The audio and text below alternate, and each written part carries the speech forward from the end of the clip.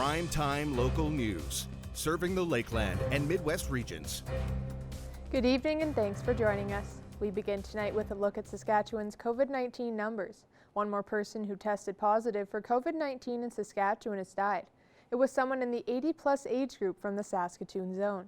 There are 81 new cases in the province, including 13 in the Northwest, with only one new case in the immediate Lloydminster area. The Northwest has the third highest number of active cases in Saskatchewan, behind only Saskatoon and Regina. There are 899 active cases province-wide, with 120 in the Northwest and 35 of those in the Lloydminster area. 104 people are in hospital, including 13 in the Northwest. More than 860,000 doses of the vaccine have been administered, with over 54,000 in the Northwest. Almost 11,000 people in our zone are fully vaccinated. Members of Lloydminster City Council met in person in council chambers this week for the first time since March 22nd. Hand sanitation stations, mandatory masking, and physical distancing requirements are in place at City Hall to help reduce the spread of COVID-19. Members of City Council were also separated by plexiglass barriers while in the chamber. After 2 months of virtual meetings, Mayor Gerald Albers was happy to return to council chambers. We enjoy discussing in public, with public, and among ourselves in public. It was a lot easier for me to chair the meeting because I can see people and I'm not watching a screen that's 19 inches. City Council moved back to virtual meetings in April after the government of Saskatchewan amended the public health order amid an increase of COVID-19 variants of concern across the province, including in the Lloydminster area. Vaccination numbers ticking up to meet benchmarks of Saskatchewan's reopening roadmap meant Council was able to return to in-person meetings. Mayor Albers is looking forward to more restrictions being lifted in the coming weeks. Hand sanitizing, as an example, might become a norm. For some, masks may feel the way to be norm. It may be their norm, and that's fine. For others, I know they can't wait, including myself, to be able to get out from behind this. City Council will be meeting again in person for governance and priority meeting on Monday, with seating to the public available on a first-come, first-served basis. The Rudolph Roundup fundraiser has been an annual event for students at the Lloydminster Comprehensive High School, and they were recently recognized for their work as they were awarded a Student Citizenship Award from the Public Schools of Saskatchewan. This is the first year for the Student Citizenship Awards. 3 awards are presented for grade 1 to 8 projects and 3 for high school projects in public schools across Saskatchewan. At LCHS, the Rudolph Roundup fundraiser they do each year to support the Lloydminster Interval Home Society was chosen for the award. We recognize in the province as one of 3 schools who went out and above and beyond in their community. Was very exciting for the students. We won $1,000 for it, and we're hoping to use that to either buy a vinyl printer to start doing the beautification of the school, is our current plan. The award recognizes initiatives that support citizenship or character building within their school and community. The Rudolph Roundup fundraiser has been running in the border city for over 20 years. This year the fundraiser looked a bit different due to the pandemic, but they knew this year was very important to help those in need. It's good to see that we could, in a COVID year, still adapt to what was going on and still reach our goals, which every year we try to do a little better than we did the year before, and we were able to do that. And especially in a time, like I said already, as the interval home was really struggling with having enough items. I mean, we raised for Christmas presents, right? We also raised for just day-to-day items. The leadership class is already getting preparations in place for the upcoming school year's fundraiser. They're hoping this year will be one of the biggest yet. They're already brainstorming for how to make this bigger this upcoming November. We're hoping to be able to be in the schools where we can actually go to CKSA schools and actually, this year we had the coloring contest. We did Google Meet where the schools could come online and watch the draws. We like to actually go to each school. The fundraiser runs for 2 weeks, starting in the last week of November. Now our Jace Mackey will take a first look at your evening weather.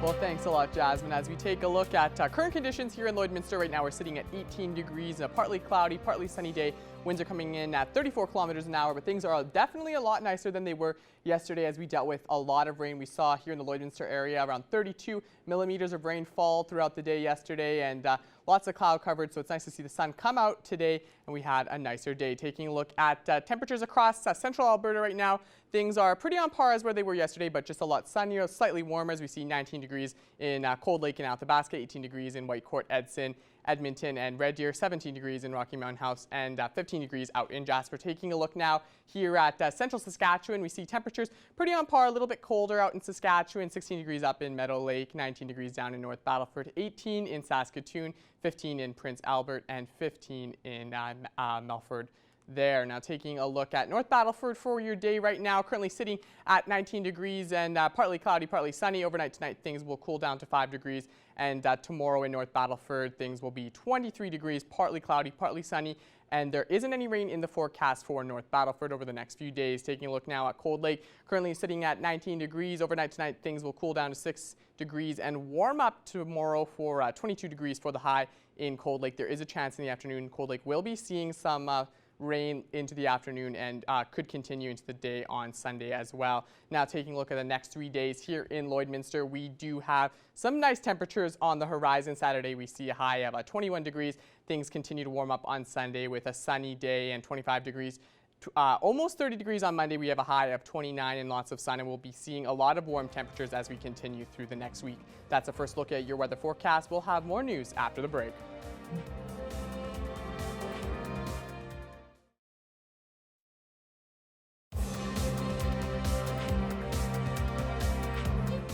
Now to the NHL. One team is 8 wins away from being crowned Stanley Cup champion.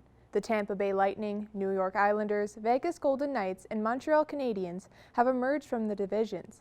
And as Jace Mackey and Evan Kenny discuss, it's anyone's game.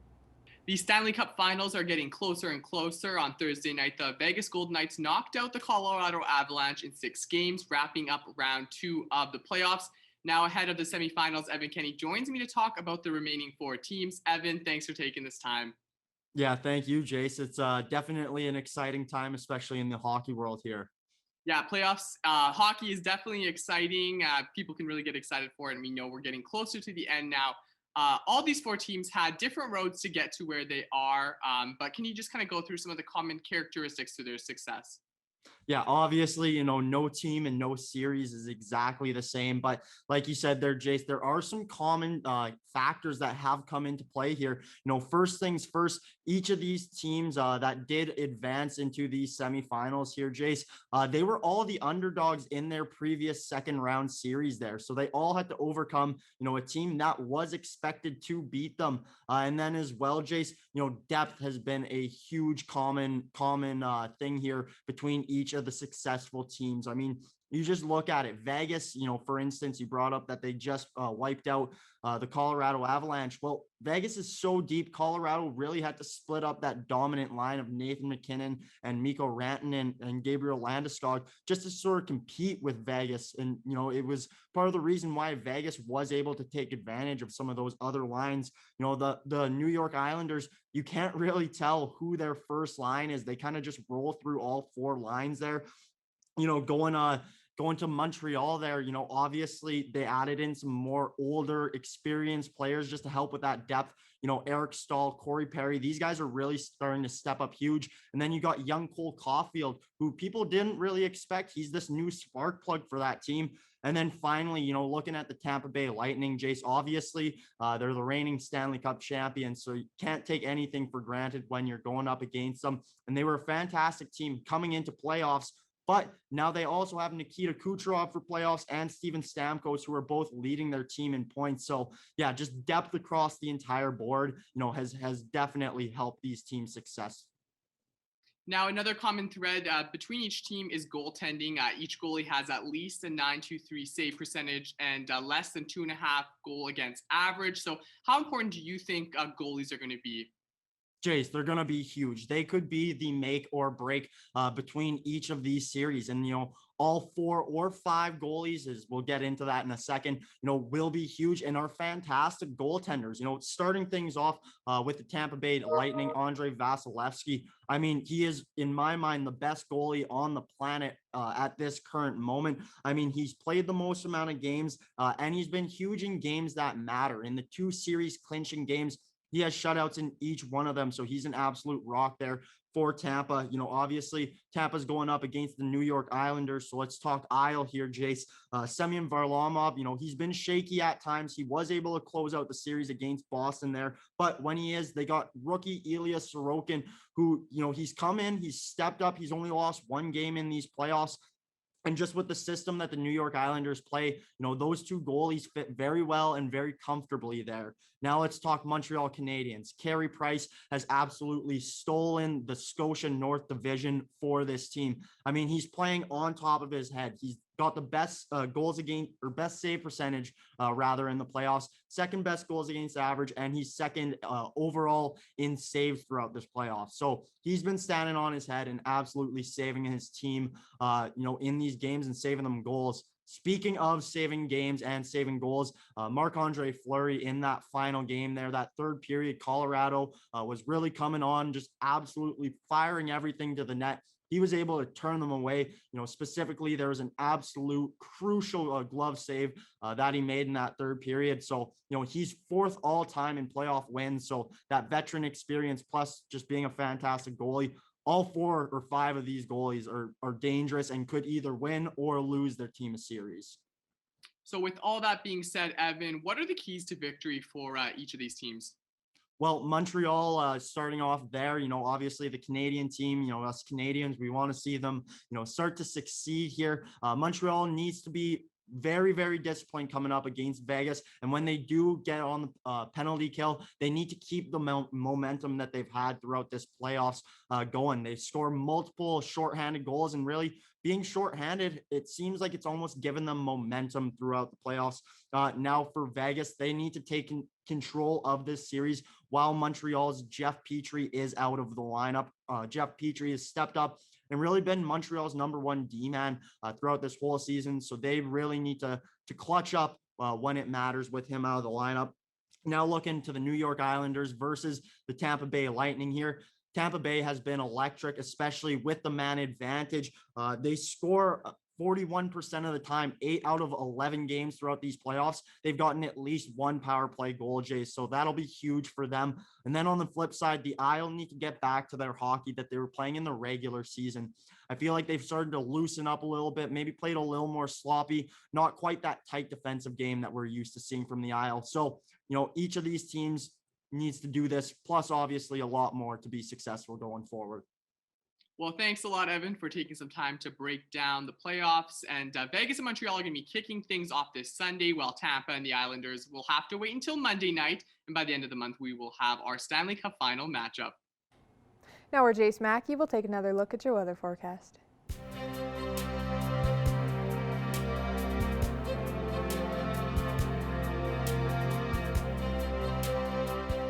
Starting off, we're going to take a look at our satellite and radar map, and there's a lot less activity on the map right now than there was yesterday.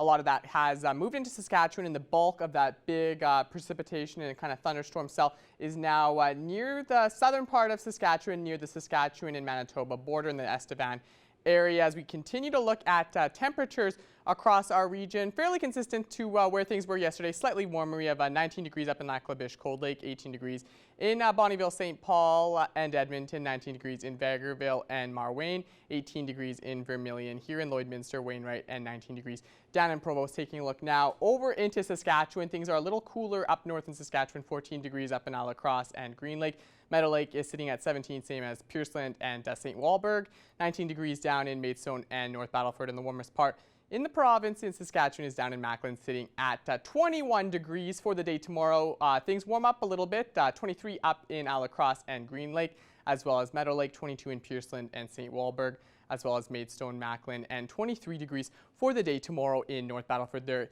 is no chance of rain tomorrow in North Battleford. Taking a look now at tomorrow in Alberta, we see 22 degrees in a lot of places, Lac La Biche, Cold Lake, Bonnyville, 21 in Marlene and St. Paul, Vermilion's also sitting at 22 degrees tomorrow, same as Wainwright and Provost, 21 in Edmonton and Vegreville for the day tomorrow. As we take a look now at some temperatures across the country, we see a lot of variety starting out west in Vancouver. There's experiencing some rain in 16 degrees, 17 degrees up in Whitehorse, 11 in Yellowknife, 18 degrees in Edmonton and Regina, 22 in Winnipeg, 21 in Quebec City, 24 in Toronto. And as we head out east, it's a little cooler out in Atlantic Canada, 13 degrees in Halifax, 8 degrees in St. John's, and up in Iqaluit, they're sitting at just 5 degrees.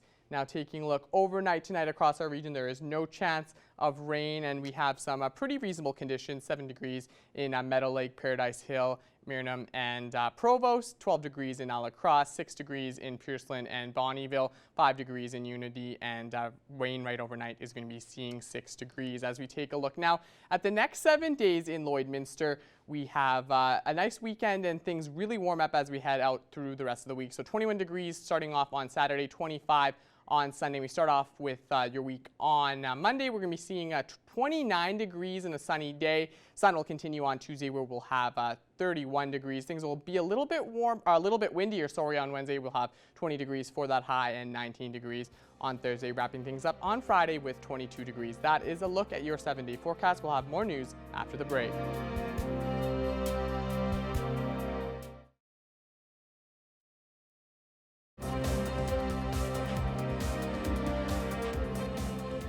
I'm joined here today with Jacqueline Weed with Big Brothers Big Sisters Lloydminster. Thank you so much for joining us. Now, I wanted to start off by asking what BBBS is doing through the month of June with the Great Canadian Giving Challenge. So the Great Canadian Giving Challenge is something that we've been running for the last couple of years through Canada Helps. So what it is in the month of June, anyone that donates money to Big Brothers Big Sisters through CanadaHelps.org, so you go on their site and make a donation, we will be entered into a draw to win $20,000 on July 1st. So for every $1, we get a ballot. So the more donations we get, the more chances we have of winning that $20,000 on July 1st. So really, they're helping us twice. So they're making that initial donation and then getting us extra ballots. And what are the donations going towards from this? So as always, any donations we receive in the agency go towards our mentoring programs. So creating those impactful, life-changing relationships that we do with the youth and the adults, and then supporting those matches and those friendships as they grow. And since the challenge has started and you've been posting it online on your Facebook page, how has it been going so far with support? We've had good support. We've had a few donations coming in. We do have the rest of the month as well. So, we'll just keep reminding people just to check it out and make that donation. And for people wondering, how can they get involved in this challenge and help support? Yeah, just go to CanadaHelps.org and look up Big Brothers Big Sisters, and it will take you right to the page where you can donate. Or you can go on our website, and if you use the donate button, it's linked to Canada Helps as well. And you were saying before that this is the second year that Big Brothers Big Sisters has been a part of this challenge? The second or third, yeah. So Canada Helps started this a couple of years ago. And last year they let us know, because we're part of the Giving Tuesday campaign in December, and asked if we wanted to be a part of it. So we're really excited to give it a try again this year. And could you tell me more what the silent auction is that Big Brothers Big Sisters is having? Okay, it's actually an online Facebook auction, and it's starting on Monday, actually, at 9 a.m. People can start placing their bids. It will close at noon on Friday, June 18th, and we have 2 packages that people can bid on. So package 1 is a Indian EFTR Junior motorcycle. It's an electric motorcycle for a younger person, so ages 8 and up. And it's brand new out of the box. And the second package that we will have for people to bid on is a custom-made cutting board that's been donated to us. And then Lloydminster Co-op Marketplace donated 2 of their kebab boxes. So you'll get a box of chicken kebabs, a box of beef kebabs or steak kebabs, and a $25 gift card. So they'll get that both packages. They can bid on both. They can bid on each one separately, and whoever the highest bidder is will receive those items. Is this the first year that you've had this online auction for Big Brothers Big Sisters? It's the first year we've done this Here Comes Summer one. We usually do one for WestJet travel voucher every year, but this is the first time we've done this Facebook one. Yeah. Do you believe right now, even through the pandemic, that there will be lots of support shown from residents compared to previous years? I think so. I think we've got a variety of things for people to bid on. So hopefully we have something that interests a wide range of people. It's not just one specific thing. So I'm interested to see, and I hope it goes well. And for people that might be unaware of how this online live auction works, how can they donate and check it out just on Monday? Right. So they can go to our Facebook page. Each package will have a post that says place bids below in the comments, and that's where you bid on each package. And then on Friday at noon, we will look at who had the last bid and the highest bid, and then we'll get in touch with that person. Well, it's really good to see that Big Brothers Big Sisters has so much going on through the month of June. Is there anything else that you'd like to add that Big Brothers Big Sisters is doing through June, and what's planned for the summer that you'd want to talk about? Right. So aside from the fundraising that we're doing, we always have that need for mentors. So right now we have 24 children on the waiting list to have a mentor, that extra person in their life to just provide, that friendship and support. So over the summer, we'll be working on creating some new matches, getting people ready for the fall, hopefully. Whatever our in-school mentor program looks like, whether it's virtual or in person, we'll be getting people ready for that, and just, taking care of the mentoring programs. Perfect. Well, thanks again so much for joining me today, Jacqueline. Thanks for having us.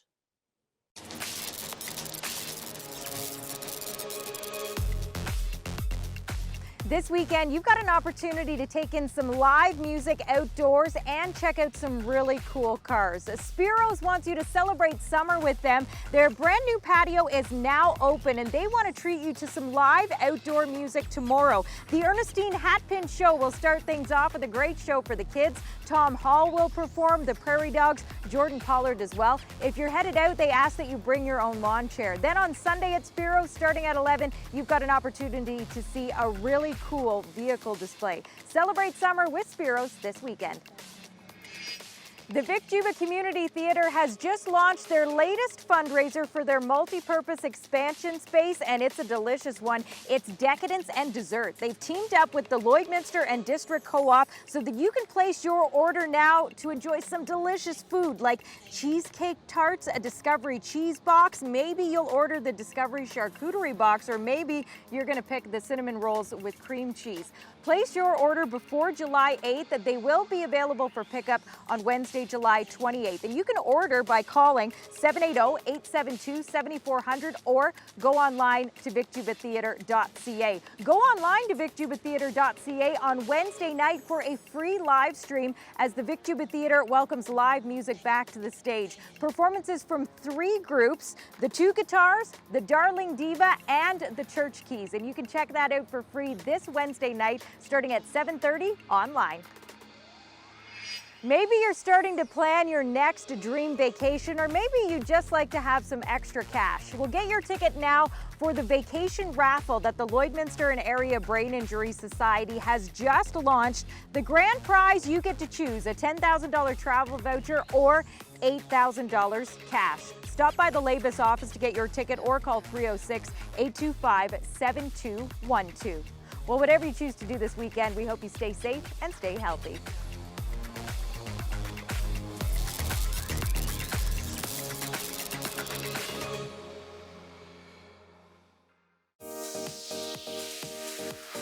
What's Happening is brought to you by Northern Factory Workwear, Circle Drive East, Saskatoon, and Highway 17 South, Lloydminster.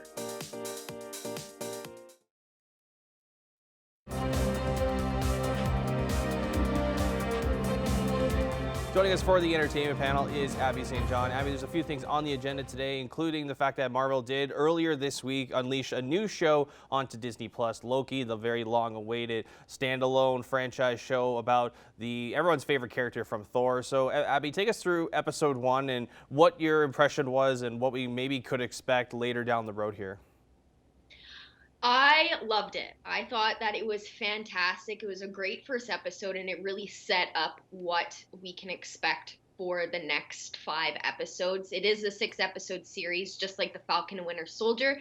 The first episode was about 51 minutes long, including the credits. And it was amazing. It was so good, and you really get to see the depth that Loki has as a character and who he is, especially since, you know, he's the god of mischief, but there's so many more layers to him. He's not just the villain in Marvel. He has so many more personalities and layers to him.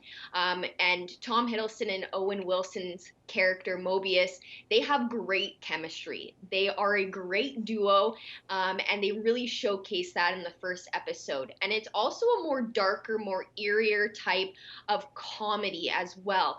There was a lot of funny moments in it, but it also did have a darker tone. Loki is introduced to the fact that he has a whole nother self in a different timeline after he took the Tesseract, when Tony and Scott messed up during Endgame when they went back in time. So it really shows where he should have been before he took the Tesseract from them. And it also will dive into what makes Loki tick. You know, what makes him do the things that he does? You know, does he really enjoy hurting people? He says that he doesn't enjoy it and that he's just the villain, but Owen Wilson's character Mobius, he's like, no, you're not the villain. You do it because that's who you are. Now, it also shows the Time Variance Authority ran by the Timekeepers to preserve the sacred timeline, which Loki has ended up messing up due to the fact that he stole the Tesseract and created all these branch realities.